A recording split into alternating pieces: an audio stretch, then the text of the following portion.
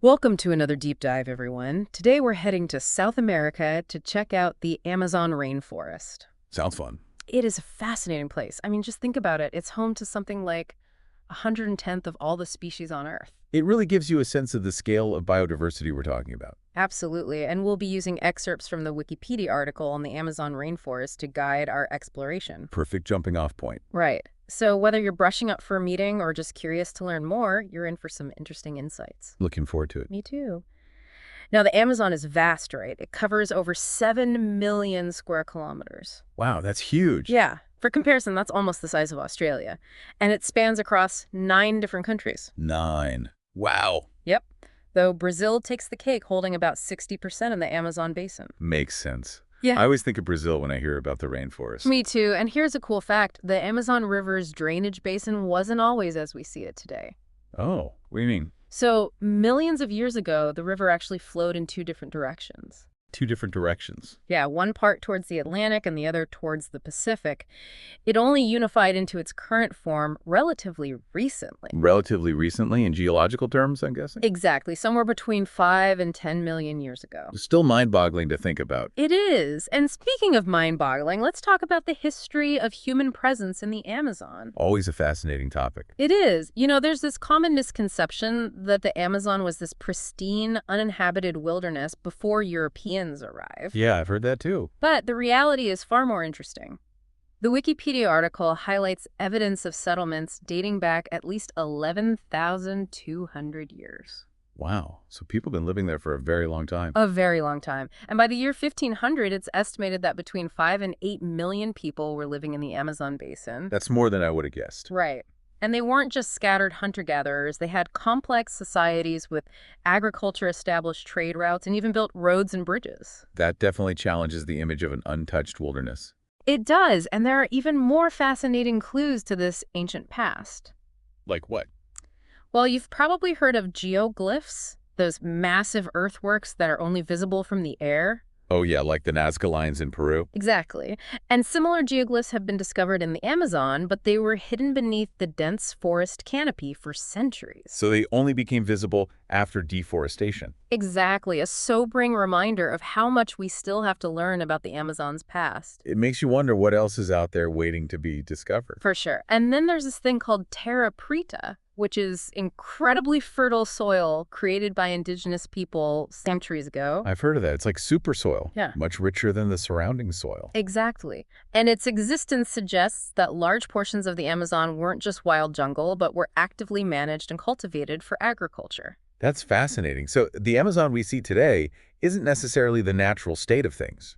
Right. It's a landscape that has been shaped by human presence for millennia, and that raises some interesting questions. Like what? Well, for one, it challenges our understanding of the Amazon as this pristine wilderness. Definitely makes you rethink things. It does.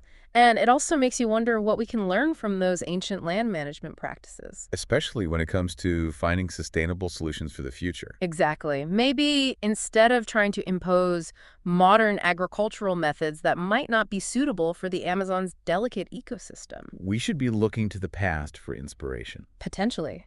Indigenous communities have lived in harmony with the rainforest for centuries. They have a wealth of knowledge that could be incredibly valuable. It's like a living library of sustainable practices just waiting to be explored. Precisely.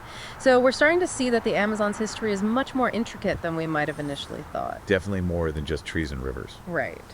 But what about the amazing biodiversity that the Amazon is famous for? I mean, we hear about those staggering numbers of species all the time. It's mind-boggling, really. It is. The Wikipedia article mentions a whopping 2.5 million insect species alone. 2.5 million. That's insane. I know. And that's not even counting the 40,000 plant species, the 2,200 fish species, and countless other creatures that call the Amazon home. It's like a Noah's Ark of life. Totally. To put that in perspective, the Wikipedia article shares this crazy stat. A single quarter square kilometer in Ecuador was found to have over 1,100 tree species. Whoa!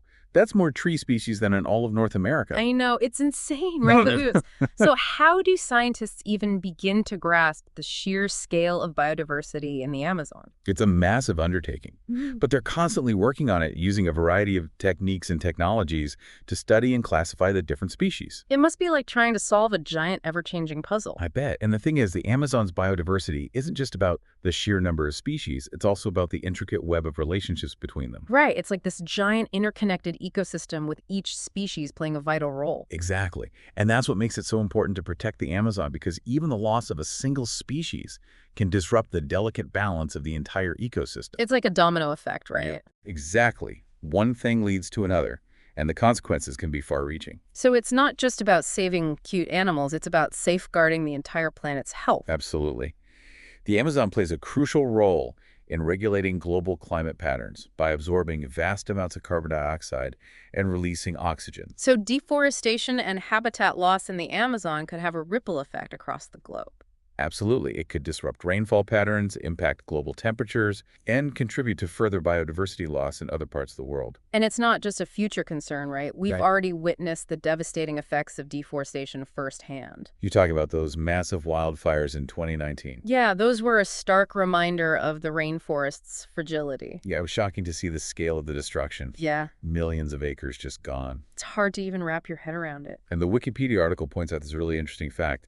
There's a direct correlation between the area affected by fire and the number of species impacted. I mean, So even if the forest eventually regrows, the species that were lost might not come back. oh, I see. So the damage goes way beyond just the trees themselves. Exactly. It disrupts the whole intricate web of life. And these fires also brought up a bigger issue, right? The connection between deforestation and climate change. Absolutely. As we lose more and more forest cover, the Amazon becomes more vulnerable to droughts and wildfires. So it's like a vicious cycle. Exactly. A dangerous feedback loop that could push the Amazon towards a tipping point. Tipping point, that's a term we hear a lot, but what does it actually mean for the rainforest? Well, in simple terms, it's a threshold beyond which the ecosystem undergoes irreversible change. Irreversible, like there's no going back. Pretty much think of it like a domino effect. Okay, so one change can trigger a cascade of events that completely alter the system. Exactly. And for the Amazon, that could mean a shift from rainforest to savanna or even desert. Wow, that's a scary thought. It is. And the consequences would be enormous, not just for the region, but for the entire planet. So it's not just about losing trees, it's about losing an entire ecosystem. Right, and all the vital services that it provides. Speaking of changes to the ecosystem, the Wikipedia article mentions the Trans-Amazonian Highway, this massive road project cutting through the rainforest. Oh yeah, that was built back in the 1970s, right? Yep, I remember learning about it in school. Me too. It was meant to improve access and open up the rainforest for development. But I'm guessing it didn't exactly help with deforestation. Not really. Hmm? You see, by creating roads, you make it easier for people to get into the rainforest. Which then leads to. Logging, mining, and agriculture, all major drivers of deforestation. So it's a complex issue with no easy solutions. Definitely. But the good news is that deforestation rates have actually dropped at times, which shows that we can make a difference. That's encouraging. So what strategies have proven effective in slowing down deforestation? Well, one key factor has been expanding protected areas. So basically setting aside land specifically for conservation. Exactly. These areas act as safe havens for biodiversity and help limit human encroachment. Makes sense, but just creating protected areas isn't enough, right? You're right. Enforcement is crucial. If there's no one to enforce the rules, people will just ignore them. That's true. So we need boots on the ground to actually protect these areas. Exactly. But protected areas alone can't solve the whole problem. We also need to find ways to use the rainforest's resources sustainably. So like finding alternatives to just chopping down trees. Exactly. The World Bank report we talked about earlier explores the idea of a forest-friendly economy. What does that mean? Well, it's about valuing the rainforest for all the ecological services it provides, not just for its timber or land for grazing. Okay, I like that. So instead of viewing the rainforest as something to be exploited, we see it as something to be protected and valued. Precisely. And that includes things like promoting ecotourism, where local communities benefit economically from preserving the rainforest. So instead of cutting down trees, they're making money from showing people the beauty of the rainforest. Exactly. It's a win-win situation. I like that. But ecotourism alone won't solve the entire problem, right? We need to address the economic pressures that drive deforestation in the first place. Absolutely. We need to create alternative livelihoods that are both economically viable and environmentally sustainable. So like what? Well, one promising approach is silvopasture. Silver what? Silvopasture. It's a system that integrates trees forage and livestock grazing. So it's like a more sustainable way of raising cattle. Exactly. Instead of clearing land for pasture, you maintain tree cover, which is better for the soil, for carbon sequestration, and for biodiversity. Sounds pretty cool, but I imagine it's tough to convince ranchers to adopt these new methods. It can be. Change is always challenging, but it's not impossible. So how do we make it happen? Well, education is key. We need to show ranchers the benefits of silvopasture, both for the environment and for their bottom line. Right, because at the end of the day, they need to make a living. Exactly. And we also need to provide incentives and support to help them transition to these more sustainable practices. Makes sense. And what about indigenous communities? They've been living sustainably in the rainforest for centuries, haven't they? Absolutely. They have a wealth of knowledge about how to manage the rainforest, and their voices need to be heard. So it's not just about scientists and policymakers coming up with solutions in some far-off lab. Right. It's about working with the people who live in and depend on the rainforest. Because they're the ones who truly understand it. Exactly. And they often bear the brunt of deforestation and its consequences, so their perspectives are essential. So we're talking about a much broader approach to conservation, one that encompasses ecological, economic, and social considerations. Exactly. It's about finding solutions that benefit both people and the planet. And that's where the real hope lies, right? I believe so. It's not going to be easy, but I think we're moving in the right direction. It's definitely a complex issue, but it sounds like there's a lot of potential for positive change. There is. The Amazon is a resilient ecosystem, and with collective action, we can ensure it thrives for generations to come. That's inspiring. Well, I'm feeling a bit overwhelmed by the scale of the challenge, but also hopeful that we can find solutions. Me too. It's a global effort that requires all of us to do our part. Well said. I think it's time to shift gears and talk about some of those inspiring initiatives that are already making a difference. Sounds good. Let's dive in. Right. So we've really gone deep, haven't we? Explored the Amazon's past, its incredible biodiversity, and the serious threats it faces. We have. But now I think it's time to switch gears and talk about solutions. You know, find those glimmers of hope that suggest a positive future for the Amazon is still possible. What do you think?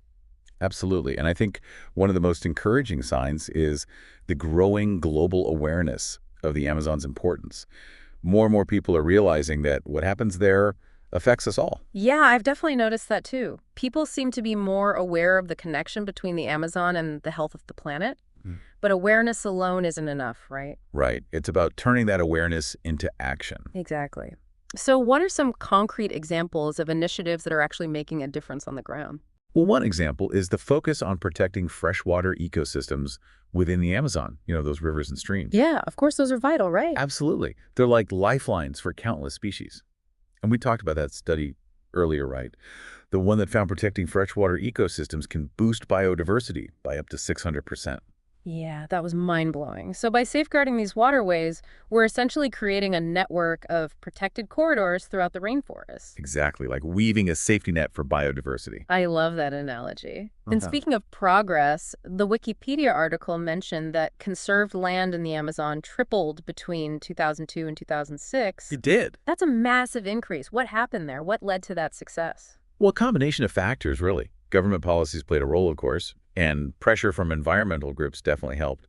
But I think there was also a growing recognition of the economic value of standing forests. Oh, interesting. So people are starting to see that protecting the rainforest can actually be good for business. Exactly. And there was also increased funding for conservation projects and initiatives to support sustainable livelihoods for local communities.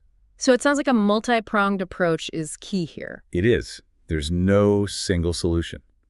But even with these positive developments, the challenges are still huge. Right? Yeah, for sure. So how do we scale up these successes and ensure that the Amazon actually has a future? Well, that's the million-dollar question, isn't it? And honestly, I think the answer lies in collaboration. We need everyone working together on this. Governments, scientists, businesses, indigenous communities, individuals. So it's not just about top-down solutions. Nope. It's also about empowering local communities to be part of the solution. Remember those traditional land management practices we talked about earlier? Yeah, those were fascinating. Right. Indigenous communities have a wealth of knowledge about how to live sustainably in the rainforest. Their insights are crucial. It's like that saying, don't reinvent the wheel. Maybe the answers we need are already there within those communities. Exactly. And let's not forget about the role of technology.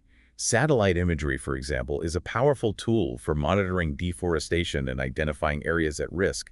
And new technologies are emerging all the time that can help us understand and manage the rainforest more effectively. So it's like a blend of ancient wisdom and cutting-edge technology. That's a great way to put it. But we can't forget about the economic realities, right? How do we convince people that protecting the rainforest is in their best interest? That's the key, isn't it?